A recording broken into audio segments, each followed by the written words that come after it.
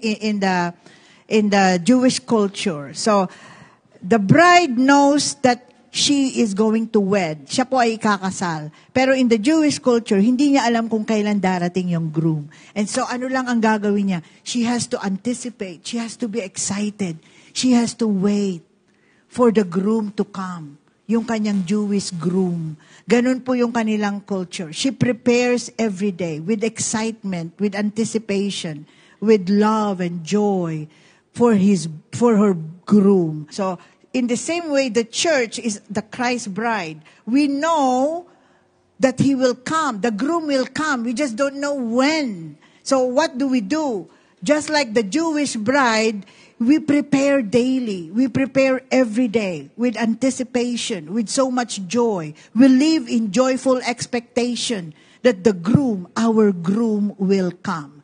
And that is the Lord Jesus Christ. Revelation 19 verse 7. Let us rejoice and be glad and give him glory for the wedding of the Lamb.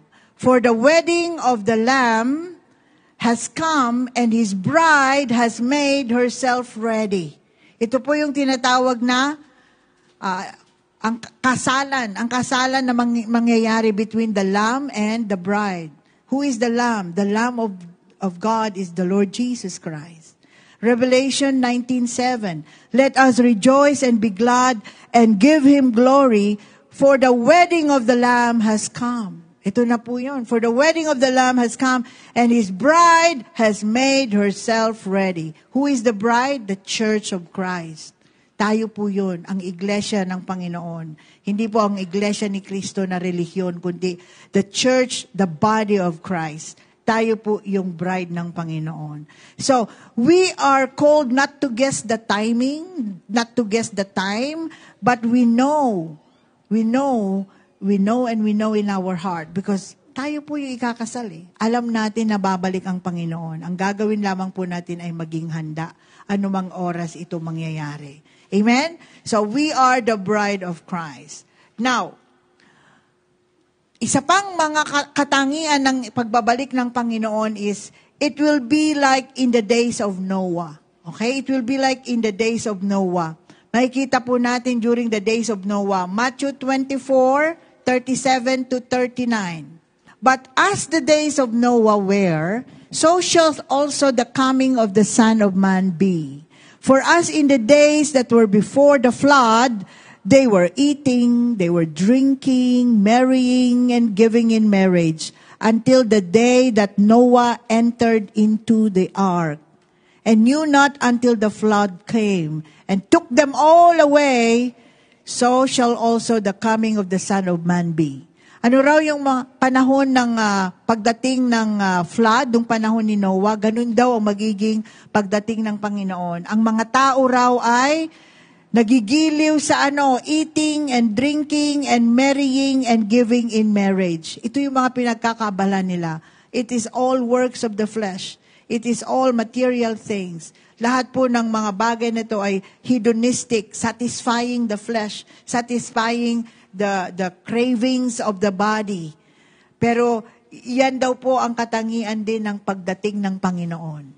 And we can see that around us. People are giving into eating and drinking. Ito po ay isang simbolismo. Eating and drinking is satisfying the cravings of your flesh, whatever that is. Amen? People are into pornography, immorality, same-sex marriages. Amen?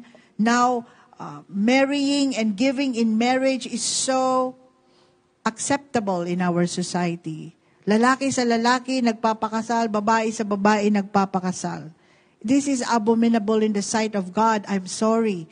But the Bible says this is abominable. Something that is not acceptable in the Lord.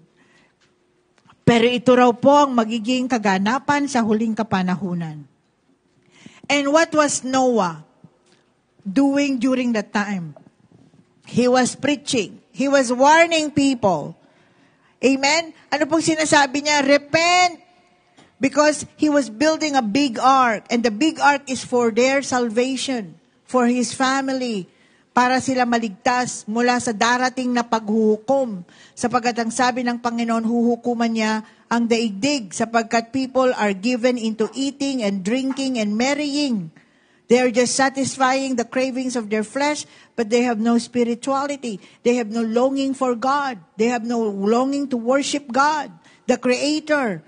Pero ang sabi po ni Noah, you repent sapagkat darating ang great deluge or great flood. But people were laughing at him, taunting him. People were not believing him, were insulting him. Amen? So, likewise today, people, we as Christians, we give warning. We give sermons, we read the scripture, with sense of conviction. But still, people ignore us, di ba? Hindi tayo pinapansin, hindi tayo pinapakinggan. But one day, it will be too late. Amen? Pero gawin lamang po natin yung tungkulin natin kagaya ni Noah. Patuloy lang po nating sabihin ang katotohanan. Darating na ang Panginoon, magrepent ka na. Darating na ang Panginoon, magbalik loob ka na. Darating na ang Panginoon, maging tapat ka na. We keep on doing that because that's our job, that's our role, kagaya ni Noah. And when people listen, they will listen. When they do not listen, bahala na po sila. Basta ikaw ginawa mo yung part mo. So in the days of Noah, so shall the times that we are living in. People will be given into eating and drinking, marrying and giving in marriage. But we continue to live according to the will of God.